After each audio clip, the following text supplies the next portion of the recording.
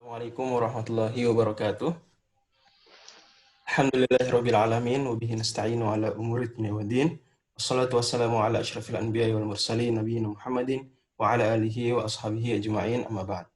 Yang saya hormati para panitia, para pengurus dari Ngaji Khun Thailand, AMI KL Malaysia, IMUSKA Korea Selatan, Muslim Osaka, Kibar UK, dan KMD Belanda, serta para peserta webinar kali ini yang bertajuk bedah fatwa MUI tentang COVID-19. Insya Allah kita pada beberapa menit ke depan izinkan Al-Fakir untuk menyampaikan beberapa fatwa MUI pusat. Ya, ketika nanti saya bilang MUI maka maksudnya MUI pusat, ya, karena MUI ada di pusat, ada di provinsi, ada di kota, bahkan ada di kecamatan. Tingkat paling rendahnya di kecamatan. Tapi ketika saya nanti bilang MUI, maka difahami langsung MUI pusat. Tentang COVID-19, virus yang kita semua tahu penyebarannya beberapa bulan terakhir. Baik, kalau kita akan membedah fatwa, maka tentu kita harus berkenalan apa sih fatwa itu. Fatwa sudah menjadi bahasa Indonesia, walaupun tentu serapan dari bahasa Arab, di mana fatwa dalam KBBI dinyatakan sebagai jawaban keputusan pendapat yang dinyatakan oleh mufti dalam suatu masalah. Bahkan sebenarnya fatwa pun bisa dimaknai nasihat atau petuah. Hanya saja ini bukan yang kita maksud yang pertama, yaitu jawaban mufti. Ini menarik ya, karena definisinya memberikan kita tanda tanya lagi, apa itu mufti? Maka kemudian dijelaskan bahwa mufti adalah ulama, tokoh yang memperjelas fatwa tersebut, perjelas masalah berhubungan dengan umat Islam.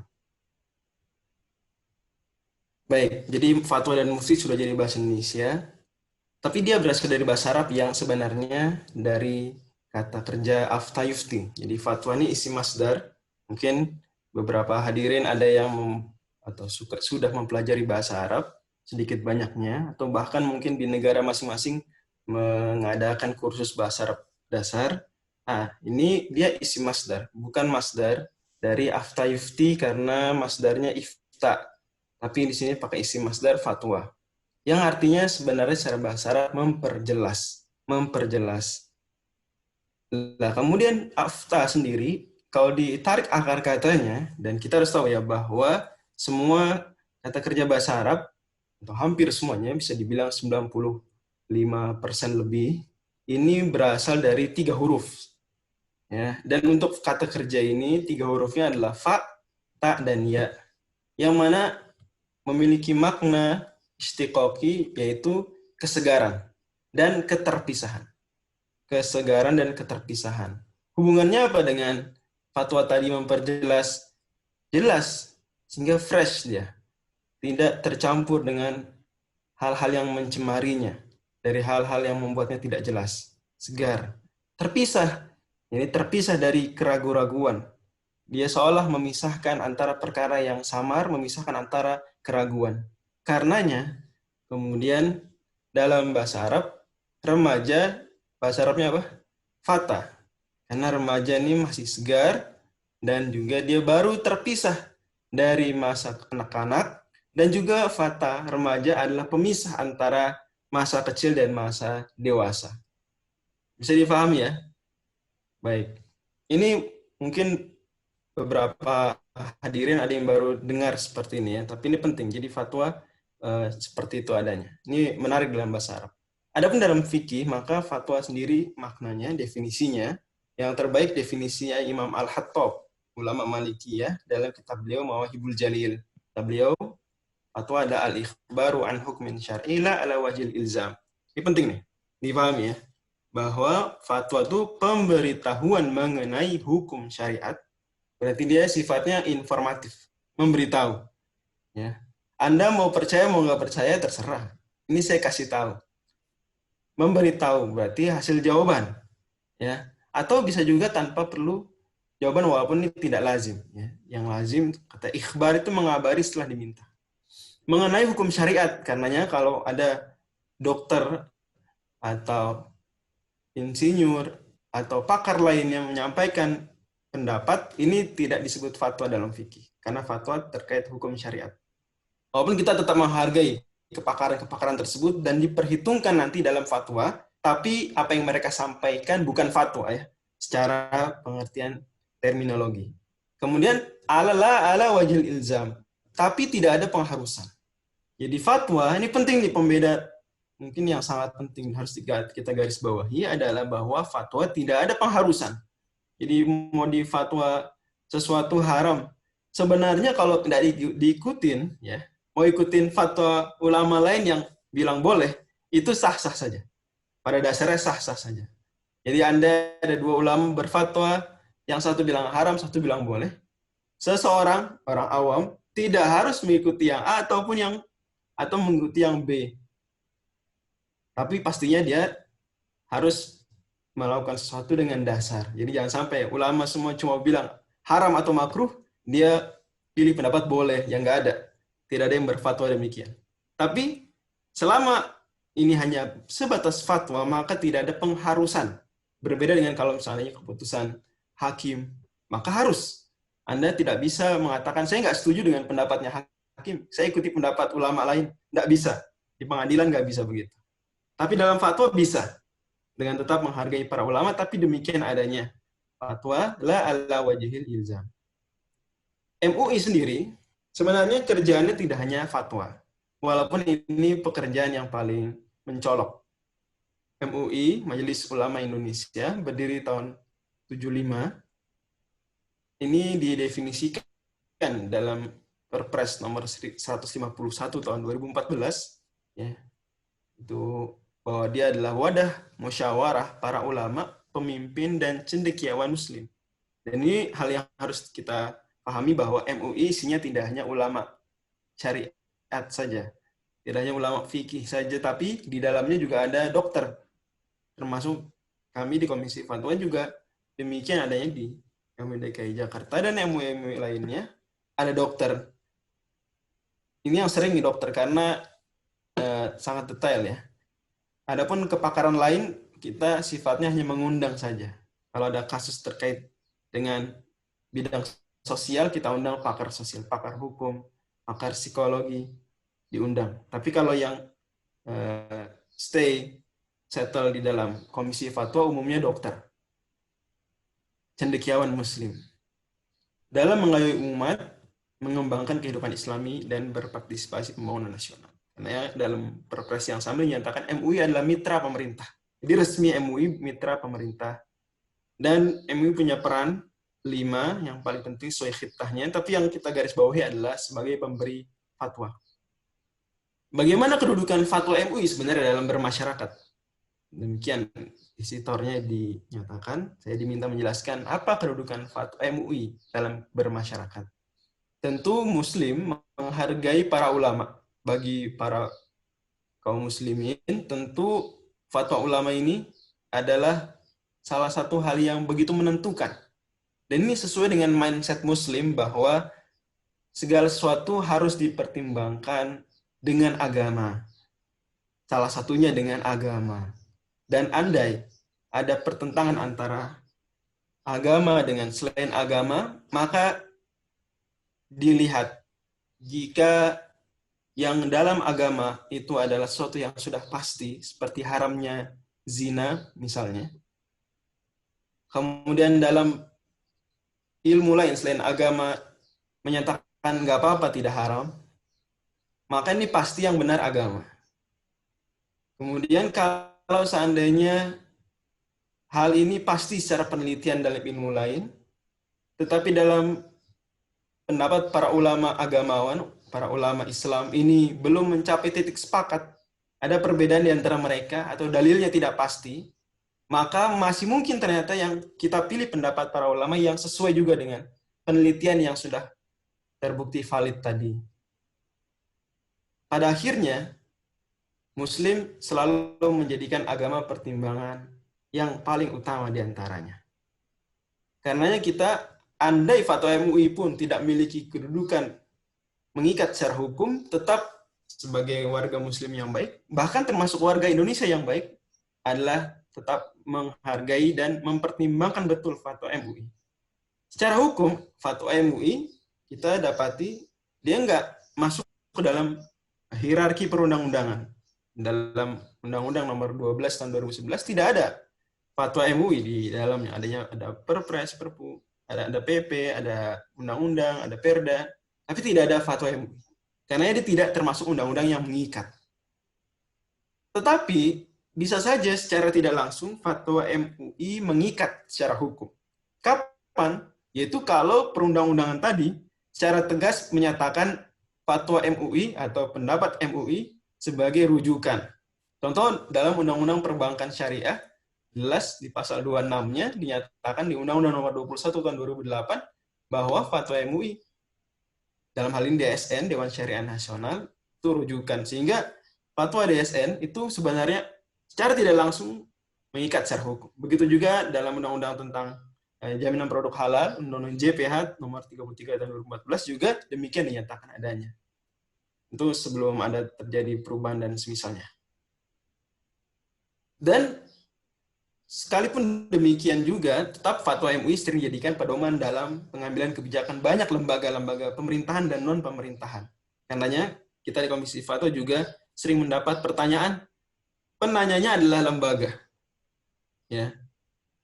Pemda, Pemprov itu bertanya. Sebelum mereka mengambil kebijakan, bertanya kepada MUI, kemudian MUI berfatwa, kemudian baru diambil kebijakan dengan mempertimbangkan hal tadi. Dan ini bentuk kolaborasi yang luar biasa antara umara dan ulama, sesama ulil amri. Karena dalam Islam ulil amri ada dua, yaitu ulama dan juga para pemegang otoritas kebijakan.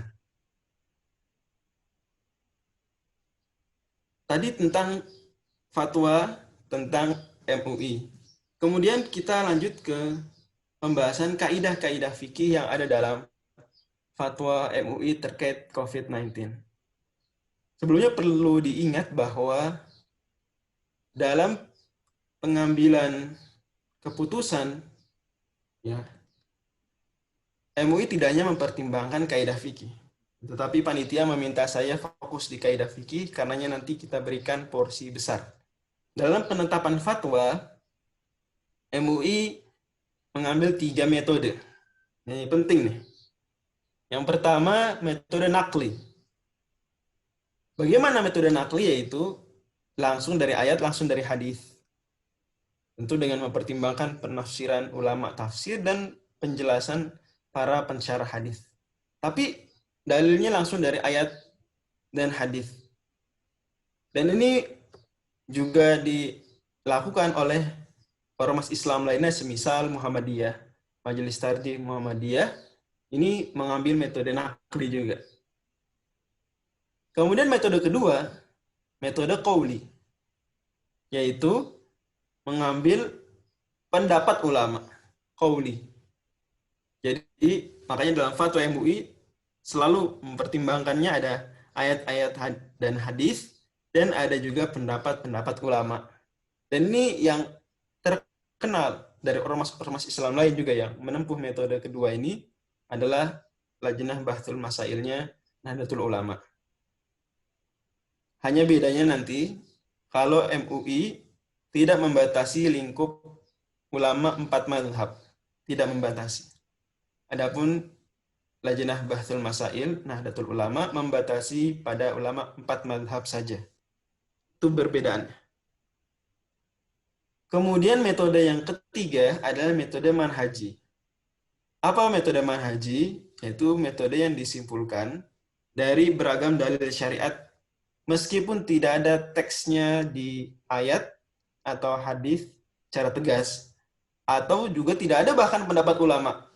Atau ada pendapat ulama tapi dinilai oleh MUI itu pendapat hanya sesuai pada kondisi tertentu saat ulama tersebut berpendapat. Karenanya ini metode manhaji, metode yang tidak menggunakan langsung ayat, hadis, tidak juga langsung pendapat ulama, tapi mempertimbangkan semua plus dalil-dalil yang lain dari syariat, kemudian menempuh metode-metode usul fikih yang baku sampai ke kesimpulan. Ya, misalnya dalam isu-isu kontemporer agak sulit ya mencari langsung nakli yang secara tegas menembak kasus tersebut, apalagi qauli. Ulama-ulama klasik tentu belum membahasnya. Karenanya dipakai metode manhaji, dan metode manhaji juga dipakai oleh Majelis Tarjih Muhammadiyah dan juga dipakai oleh Lajnah Bahthul Masail Nahdlatul Ulama. Jadi kurang lebih bisa dibilang bahwa tentu dengan tidak menafikan ormas lainnya, tapi demikian bahwa MUI ini perpaduan ormas-ormas besar Islam atau bahkan ormas Islam semuanya yang tergabung dalam MUI, untuk kemudian sehingga kita ketika mengambil fatwa MUI, kita yakin insya Allah ini fatwa sangat objektif dan dapat diterima semua kalangan. Tentang dalil-dalil dalam Islam, sebelum kita ke kaidah fikih, sedikit mereview mungkin pelajaran yang sudah pernah dipelajari waktu SMA, bahwa dalam Islam ini ada dalil-dalil utama yang disepakati, itu 4. Itu apa? Al-Quran, Sunnah, Ijma', kemudian Qiyas. Ada nggak sih dalil lain? Ada. Imam Al-Qarafi, ini saya lupa cantumkan sumbernya. Ini Imam Al-Qarafi dalam kitab beliau Tanqihul Fusul, ini beliau tambahkan, sebenarnya bukan beliau saja ya, cuma beliau kumpulkan dengan rapi dalil-dalil lain, yaitu seperti istishab, baru asliyah, qaul sahabi, maslah, mursalah. Tentu penjelasan masing-masing bukan di sini tempatnya. Saya sengaja lempar ini agar penasaran sehingga nanti kemudian mengkaji sendiri atau mengkaji dengan ulamanya dan ustadznya masing-masing. Di mana kaidah fikih? Ini nggak ada di sini. Mana kaidah fikih? Jawabannya kaidah fikih bukan dalil. Kaidah fikih bukan dalil.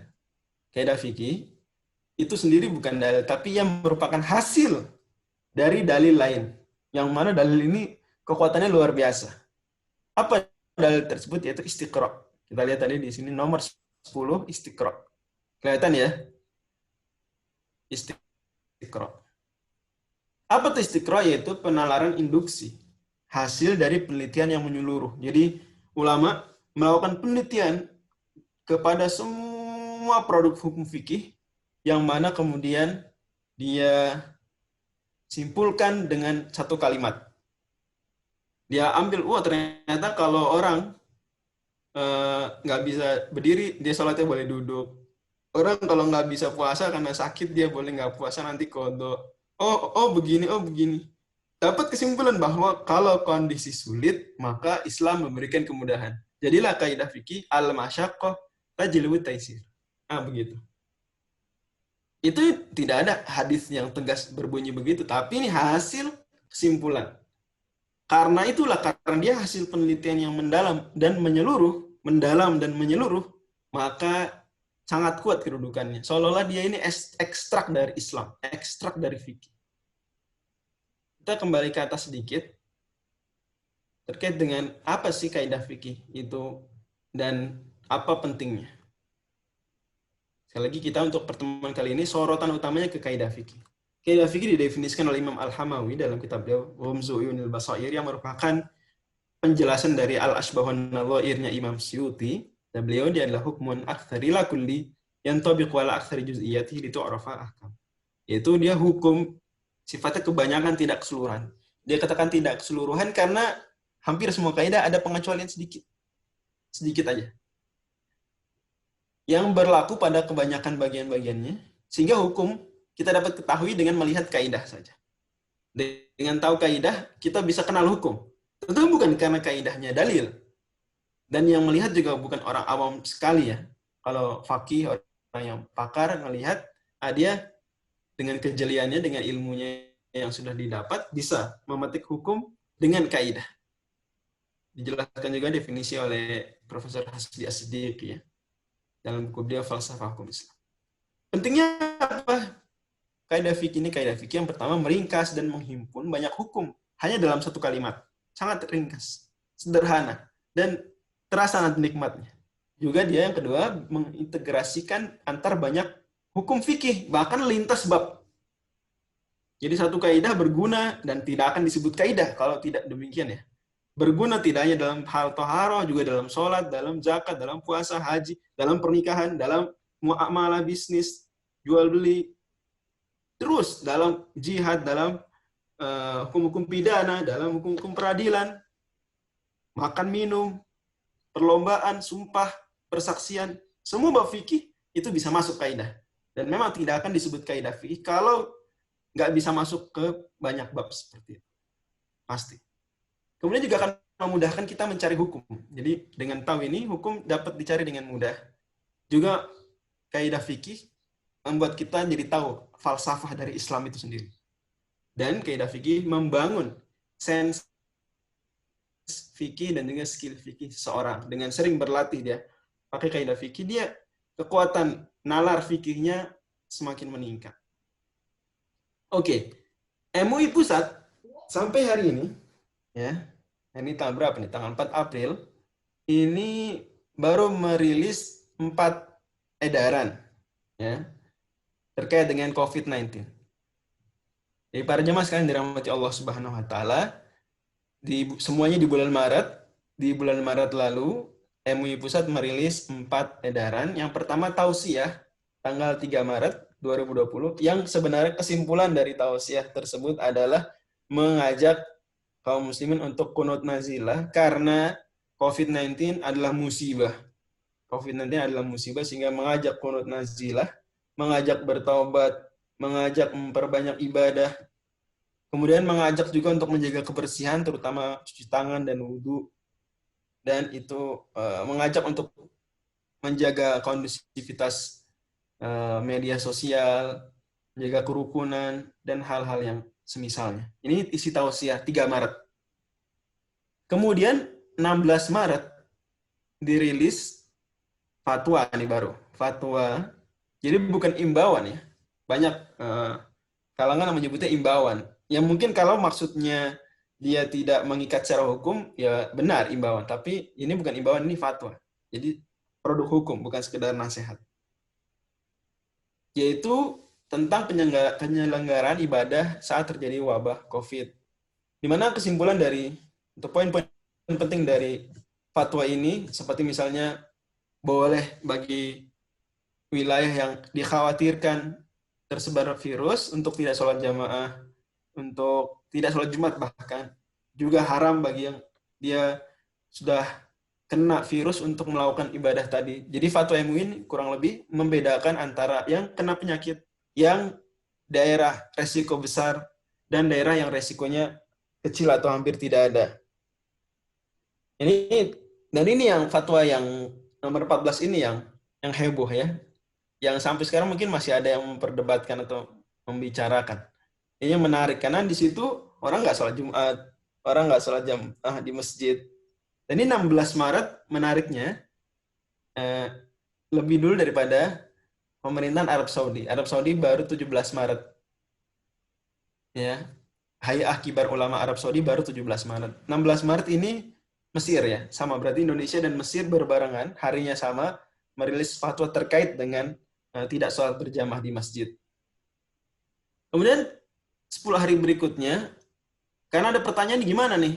Udah tenaga kerja atau tenaga kesehatan pakai APD saat melayani pasien, nggak boleh dilepas sementara dia mau sholat, jam kerjanya panjang. Nah, maka kemudian dirilis pedoman sholat bagi nakes yang mengenakan APD. Kesimpulannya, kalau ini tolong diingat baik-baik ya, agar tidak salah persepsi. Kalau dia masih bisa sholat di waktunya, semisal jam kerjanya selesai setelah azan zuhur, berarti bisa sholat zuhur di waktunya, maka wajib sholat di waktunya dalam kondisi normal. Kalau tidak bisa, maka kalau bisa dijamak, seperti bisa dipadukan zuhur dengan asar, maghrib dengan isya, maka dijamak. Kalau tidak bisa juga, nggak bisa dijamak. Gimana nggak bisa dijamak? Karena nggak ada jamak asar maghrib atau jamak isya subuh, nggak ada ya. Apalagi subuh zuhur, ini nggak bisa dipaksakan. Ulama nggak ada yang kemudian berfatwa paksakan jamak saja, nggak ada. Akhirnya gimana? Ya sudah, kalau memang mengambil waktu asar dan maghrib misalnya, atau dari zuhur sampai habis maghrib, berarti misalnya kita anggap dari pukul 11 selesai pukul 20 malam, ya, anggap begitu, atau pukul 19 misalnya sudah selesai maghrib, berarti dia nggak bakal bisa sholat zuhur, asar, dan maghrib di waktunya. Maghribnya di jamak takhir saja saat isya, tapi zuhur asar nggak bisa. Maka zuhur asar dikerjakan di waktunya. Nah, kalau mengerjakan di waktunya, kalau dia berwudu, maka mudah. Tapi kalau dia dalam kondisi tidak berwudu, tidak bisa dilepas APD-nya untuk berwudu, maka dia silakan sholat tanpa wudhu, tanpa tayamum juga. Kalau bisa tayamum, tayamum. Kalau nggak bisa berarti tanpa tayamum juga. Kemudian tidak perlu diulang. Sholat di waktunya masing-masing, tidak perlu diulang, dan ada shift-shiftan. Jadi jangan sholat bareng-bareng, ninggalin pasien. Tapi kalau ada najisnya, ini penting. Ya, jadi kalau ada najisnya di bajunya, tidak bisa dihilangkan saat itu, maka wajib sholat tetap, tapi diulang. Jadi perbedaannya, kalau ada najis di bajunya, maka diulang nanti, dan insya Allah ini jarang terjadi, atau artinya bisa diatasi, dibersihkan semisalnya. Tapi kalau nggak bisa, maka nanti diulang. Kalau tidak ada najis, tidak perlu diulang. Ini soalnya seperti ini kompromi ya antara beberapa pendapat fikih yang mungkin bukan di sini tempat membahas perbedaan ulama-ulama tersebut. Walaupun saya sendiri sudah menulis beberapa artikel terkait ini, saya rinci pendapat-pendapatnya di mungkin di internet sudah tersebar terkait dengan ini, sholat tanpa wudhu dan tanpa tayamum. Adapun fatwa besok harinya, tanggal 27 Maret, nomor 18, ini penting diingat ya, bahwa nggak ada fatwa nomor 15 dan 16. Itu ada lelucon, ada anekdot di internal MUI ini gimana nih? Sekretariatnya lupa atau bagaimana? Jadi nggak ada fatwa nomor 15 dan 16, tapi langsung skip 17. Jadi jangan nanya saya 15, 16 tentang apa, nggak ada ya. Nanti mungkin kalau ada fatwa berikutnya baru di nomor 15. Ala kulli hal, nggak ada ya. Ini mungkin faidah ikut pengajian ini juga diantaranya. Kalau enggak mungkin penasaran nih ada nggak sih 15-16, dan memang harus diakui bahwa sosialisasi fatwa MUI sendiri bahkan yang lama-lama juga tidak sebegitu rapi sekali, dan memang masih proses menuju rapi. Alhamdulillah sekarang sudah dilengkapi dengan infografis sehingga lebih mudah disebar luaskan, dan alhamdulillah juga file-file PDF-nya tersebar. Oke, kita masuk ke kaidah fikih, di mana dalam 3 fatwa ini, sebenarnya 2 fatwa yang mengandung kaidah fikih, 14 dan 18 saja, yaitu ada 8 kaidah. 8 kaidah fikih yang kita bisa kelompokkan jadi 3. Kenapa dikelompokkan 3? Karena ini 2 kelompok pertama itu 2 kelompok kaidah besar, kaidah primer, dan kelompok ketiga kaidah tidak primer. Istilahnya kaidah kulliyah. Di dalam kaidah fikih ada kaidah kubro, kaidah besar, di mana kaidah besar dalam fikih ada 5. Sayang sekali saya lupa mencantumkan di sini. Ya, kaidah besar ada 5 yang dijadikan gurindam oleh Al-Imam Asyuti, kata beliau, al-fiqhu mabnahu ala ma harrara ashabuna qawaidu mukhtasarah bi syakkinil yaqinu la yuzalu wa inna kulla dararin muzalu wa bil masyaqqi yujlabu at-taysiru wa innahu lil 'adatil masiru wa zada ba'dun khamisal qawaidi anna umur asy-syakhsi bil maqasidi. Beliau katakan ini dalam matan atau nazom al-Kawkabus Sati'. Yang jadi kaidah fikih kata beliau ada dibangun 5. Yang pertama adalah ad-dararu yuzal. Ini kaidah kita. Kemudian yang kedua, al-yakin la yuzal bisyak. Yang yakin tidak bisa dihilangkan dengan keraguan. Keyakinan tidak bisa hilang, goyahkan dengan keraguan. Jadi bisyakinil yakin la yuzalu, keyakinan tidak bisa goyah dengan keraguan. Ad-dararu yuzal, semua hal yang membahayakan harus dihilangkan. Kemudian yang ketiga adalah al-masyaqqah tajlibu taysir, kaidah kita tentang kesulitan mendatangkan kemudahan. Kemudian yang keempat, al-'adatu muhakkamah, adat istiadat, adat kebiasaan ini dapat menjadi panduan hukum. Dan yang kelima adalah al-umuru bimaqasidiha, segala sesuatu dilihat tujuannya. Ini 5 kaidah besar nih. Besar banget ya. Kalau bisa, kalau pendapat pribadi ya, ini semua muslim hafal. Ya. Kalau saya pribadi berpendapat seharusnya setiap muslim hafal, minimal inteleknya lah. Agar kalau mentok satu hukum dia punya bayangan, gitu ya. Juga agar tidak asal bicara. Ya, ini 5. Nanti mungkin saya tambahkan di file, nanti di Google Drive tadi saya tambahkan nanti. Saya ulangi lagi. 1, al-yakin la yuzalu bisyak, yang yakin tidak bisa goyah dengan keraguan. Yang kedua, ad-darur yuzal, hal membahayakan wajib dihilangkan. Yang ketiga, al-masyaqqah tajlibu taysir, hal yang sulit mendatangkan kemudahan. Yang keempat, al-'adatu muhakkamah, adat istiadat, tradisi dapat menjadi landasan hukum. Dan yang kelima adalah al-umuru bimaqasidiyah, segala sesuatu dilihat tujuannya. Oke. Kemudian sisanya selain itu adalah kaidah kulliyah, bukan kaidah kubro, kaidah kulliyah. Kaidah besar sih, cuma nggak besar banget. Ya, jadi tidak sebesar tadi. Oke. Dari 8 tadi, ternyata ada ad-darur yuzal. 8 kaidah disebutkan MUI ada ad-darur yuzal, bahaya harus ditolak. Juga ada kaidah lain, tapi sebenarnya adalah turunan dari darur yuzal. Apa tuh? Misal, la darur wa la dirar. Walaupun sebagian lama ada yang membalik ya. La darur wa la dirar jadi kaidah primer, ad-darur yuzal turunan. Tapi itu minoritas. Mayoritas sebaliknya seperti ini, yaitu kalau bahaya ditolak, maka tidak boleh bahayakan diri sendiri, tidak boleh juga bahayakan orang lain. Ini teks hadis sebenarnya. Kemudian juga kaidah turunannya ada di fatwa MUI juga. Apa tuh? Ad-darur yudfa'u biqadril imkan. Namanya bahaya, mudarat, harus dicegah sebisa mungkin. Sebisa mungkin. Jadi kalau tadi kasusnya, contoh, fatwa nomor 18 tentang penyelenggaraan jenazah. Jadi kesimpulan fatwa yang ketiga, tadi sudah belum saya jelaskan ya. Kesimpulan fatwa yang ketiga, nomor 18, adalah penyelenggaraan jenazah itu ngikutin protokol dokter. Kalau bisa dimandikan normal, mandikan alhamdulillah. Bisa dikafani normal, kafani alhamdulillah. Bisa disolati normal, disolati alhamdulillah. Nggak bisa, maka semampunya. Ya, semampunya. Yang penting mudarat tersebarnya virus dicegah sebisa mungkin. Sebisa mungkin. Kemudian, kalau harus tidak dimandikan, tidak boleh ditayamumkan, berarti ya tidak perlu dua-duanya. Ya, kalau tidak bisa dikafani, tidak perlu dikafani. Karena mudarat harus kita tolak sebisa mungkin. Turunan kaidah ini juga adalah darul mafasid muqaddamun ala jalbil masalih. Kalau ada dua pilihan, mengambil pahala atau menolak dosa, maka kita Islam ajarkan untuk kita menolak dosa. Ini kaidah penting. Ya, jadi kalau ada maslahat, yaitu contohnya maslahatnya apa? Salat berjamaah 27 pahala. 27 derajat di masjid, contoh.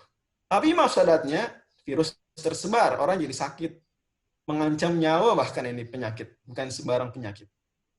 Ini berarti mafsadat. Lah kalau mafsadatnya dan maslahatnya setara, ini penting nih. Jadi di sini kaidah ini baru diterapkan kalau setara antara negatif dan positif. Jadi positifnya dan negatifnya seimbang baru diterapkan kaidah ini, yaitu apa? Maka kita tolak negatifnya, udah sekalian aja kita nggak usah pakai sama sekali. Daripada dapat plus tapi dapat negatif yang sama, jadi dapat duit 1.000 rial, tapi harus bayar 1.000 rial lagi. Udahlah, nggak usah aja sekalian. Harus bayar 1.000 rial, dapat 1.000 rial sih, tapi habis itu bayar lagi 1.000 rial. Mendingan nggak usah sekalian. Itu kalau seri ya. Tapi kalau masalahnya lebih besar dari mudaratnya, maka diambil. Dapat duit 1.000 real, contoh ya, terus dibalikin 100 real. Maka untung kita. Ada bisnis dapat 1.000 real, rugi 100 real, untung. Ambil.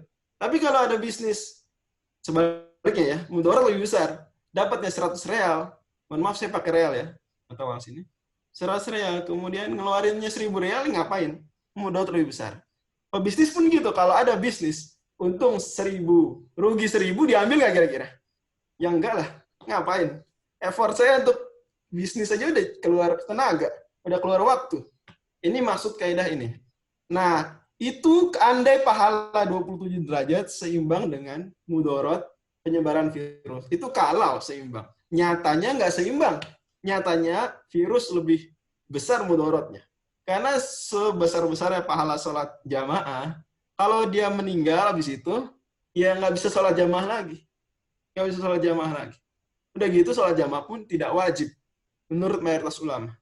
Menurut yang mewajibkan saja tidak wajib di masjid. Memang harus diakui ada juga kecil dikit banget ulama yang wajib jamaah, wajib di masjid. Dikit banget, ya dikit. Ya. Tapi mayoritas ulama tidak wajib, artinya tidak fardu ain, dia juga tidak wajib di masjid. Itu bukti bahwa dia maslahatnya tidak sebegitu besar. Tapi cegah penyebaran virus jelas lebih besar mudaratnya. Oke. Ini kaidah yang pertama. Kaidah yang kedua, kaidah besar al-masyaqqah tajlibu taisir, kesulitan mendatangkan kemudahan. Turunan kaidahnya, kemudaratan itu dibatasi sesuai kadarnya. Jadi contoh, kalau memang mudaratnya hanya sholat jamaah di masjid, Kalau sholat jamaah di rumah nggak apa-apa, maka tetap sholat jamaah di rumah. Jangan nggak. Jangan pula jadi nggak sholat. Udah nggak sholat, nggak usah sholat loh. Salah. Kemudaratan itu sesuai kadarnya. Kalau memang cukup dengan tidak sholat di masjid, ya cukup tidak sholat di masjid. Ya, seperti tadi nakes yang pakai APD. Kemudaratan sesuai kadarnya. Kalau memang tidak boleh wudhu, tidak boleh tayamum, ya tetap sholat. Jangan, udah deh nggak usah sholat. Enggak, tetap sholat. Karena kemudaratan ada batasnya. Yang terakhir, dari kaidah ini adalah, ini menarik, sebuah perkara, lingkungan atau situasi. Kalau sempit, maka Islam ngasih kelonggaran. Tapi begitu longgar lagi, Islam ketat lagi.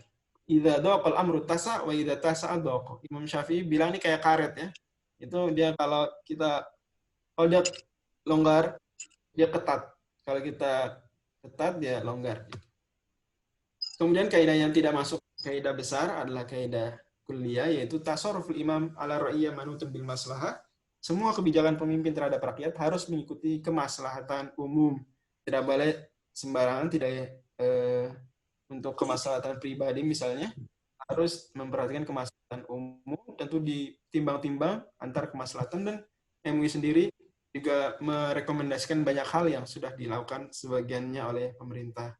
Dan kita harap ya, tentu kita harap dalam hal ini pemerintah juga kooperatif terhadap pandangan-pandangan MUI sebagai pakar agama dan pandangan-pandangan ID misalnya, atau lembaga-lembaga kesehatan lainnya, atau pakar-pakar bidang yang terkait, agar kemudian kebijakannya yang diambil sesuai dengan yang seharusnya, sesuai dengan ilmu pengetahuan dan juga sesuai dengan kenyataan. Ya, dan menarik bahwa yang lebih ditekankan itu sebenarnya adalah peraturan ya, peraturan. Fatwa ini tidak mengikat. Jadi mau fatwa bilang sesuatu haram, ini nggak boleh, itu harus. Ketika tidak ada peraturan yang tegas dari pemerintah, baik pusat maupun daerah, maka ya sebenarnya orang mau menyelisihi dia, tidak ada konsekuensi hukumnya di dunia. Jadi kurang tegas. Jadi kita harap juga dibantu fatwa ini dengan ketegasan dari peraturan. Demikian wallahu a'lam, mungkin yang bisa saya sampaikan terkait dengan bedah fatwa MUI. Jika seandainya ada yang kurang berkenan, mohon dimaafkan. Nanti mungkin disambung lagi sesi pertanyaan jika ada yang kurang jelas. Wallahu a'lam bishawab. Nasrul minallah, fatun qarib wa bashir minin. Wassalamualaikum warahmatullahi wabarakatuh.